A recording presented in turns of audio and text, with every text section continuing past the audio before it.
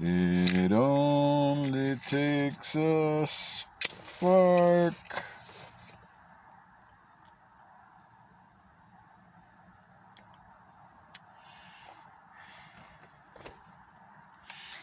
to get a fire going. Well, that's what we need. We need a spark and we need a fire.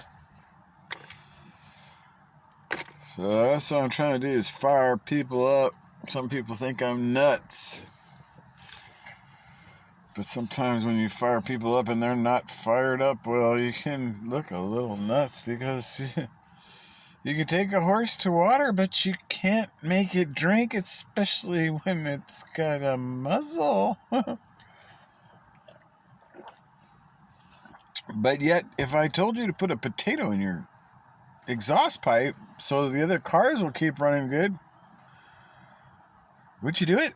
And if you wouldn't, then why would you do it to your body that God gave you an exhaust pipe, like right here? But you know, you can trust those doctors, because they gave us a lot of pills and they've done us, wow, a lot of things. Well, I don't know if they're good, but hey, it just depends on how much you trust them and how your faith is, because according to your faith, it will be given you. So might be a good time to fix your faith, because the zombies, well, they've already started, you see.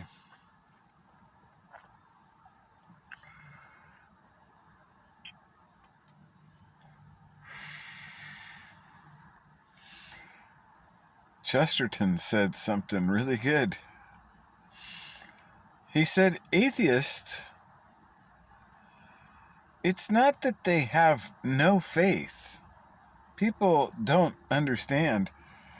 Just because they don't believe in God doesn't mean they believe in no one. Usually they believe in government. Kind of like they did with King Saul. They wanted a king. They didn't want to just, know God. That's too complicated. We want a king we can see. And so it was like that with Caesar too, That's, et tu, Brute. That's kind of a big thing, because that's what's happening right now, actually. Because, see, Julius Caesar, he was a king, and many, even now, historians love to say Caesar thought he was God. Well, that might be true for some Caesars, but not for all. I don't think it was for Julius. And this is why, because, see,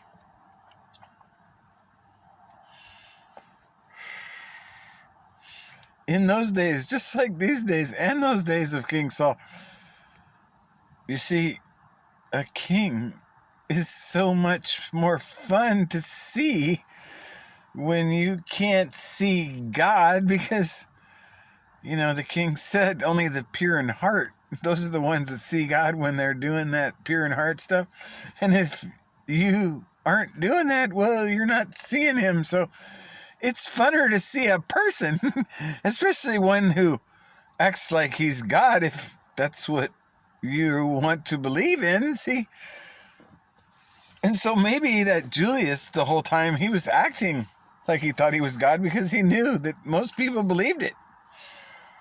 So he was an actor, just like Trump, only maybe he got a better award, because, well, Trump acted as an apprentice, and then, well, he was a journeyman at bankruptcy, and now the dollar's the peso, so I don't see why anybody's still trusting him.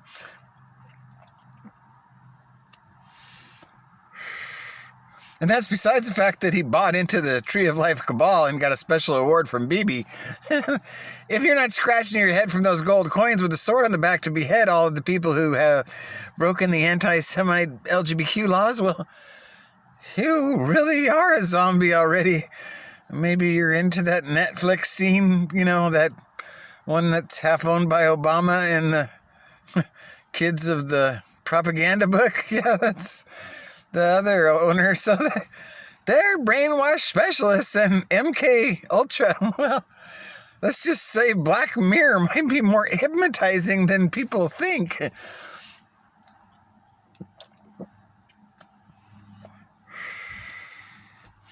So if you want to be part of Black Mirror Zombieland, where maybe, I don't know if it's once a week, I gotta go get my fix so I can serve my prince. I don't know, but see, that's the thing is, when you get sold out some of these things, the fog comes through your head and you just can't see a king or hear about it. It just doesn't go in your head.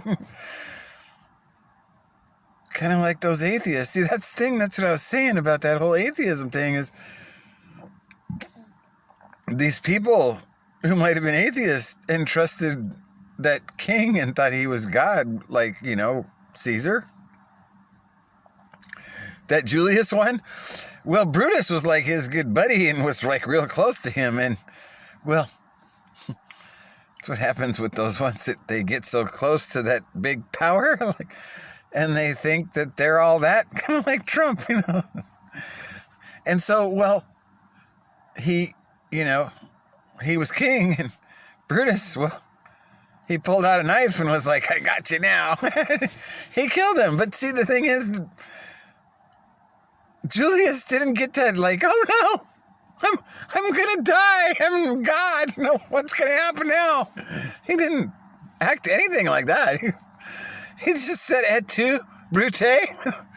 What that means is, and you, Brutus? Because the idea is that, yes, Caesar knew God his own way, whatever you want to say is Christian. It doesn't really matter to me, because the whole idea of it was that he did know God and he was ready to see him. He didn't care that he was killed and he was losing his life, because he knew that God knew all that already. But Brutus, he thought he was going to become God, just like Lucifer. And then in 1 second, he was like, oh, crap, what? And, well, I don't remember the rest of the story, but you could just see from just the et tu, Brute, that Caesar was saying, oh, it's not going to be pretty for you, because it doesn't matter if you thought you were taking over from me, because that's going to be approved by him. And I don't think he likes what you're doing to me, so good luck with that. So right now, that's exactly what's happening in the church to all of the pastors, because when they don't preach a king, they're working for the synagogue of Satan, which means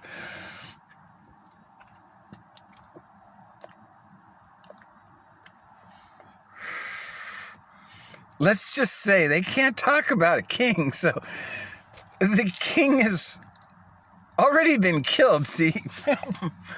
And a lot of these ones that were kind of in on that whole idea of don't write king on the cross, right? He said he was king. And somebody, I think it was Pilate, said, what's written has been written, so sucks for you. And those might have been the same ones that said, let his blood be on our heads and on our kids' heads. I don't know if those are the kids right now, but they're on that same page where they're like, nope, can't say king, can't, nope, delete that word, delete, nope, not allowed here. So if you're if you're with that crowd, you need to get away real quick, because that's going to be like hay. It's going to be burning in 1 Corinthians 3 if you read about it. And it's not going to be pretty. It talks about those ones, they're going to suffer loss. And that might be the tears that the king wipes away, and there will be no more tears. But there might not be more of them anymore in this kingdom to come on earth that all bow to him. And so if you're not bowing yet, you need to wake up, buddy. I'm just trying to wake you up. Hello. Because the coffee, it's been going, and it's like, you know, time to drink now and wake up and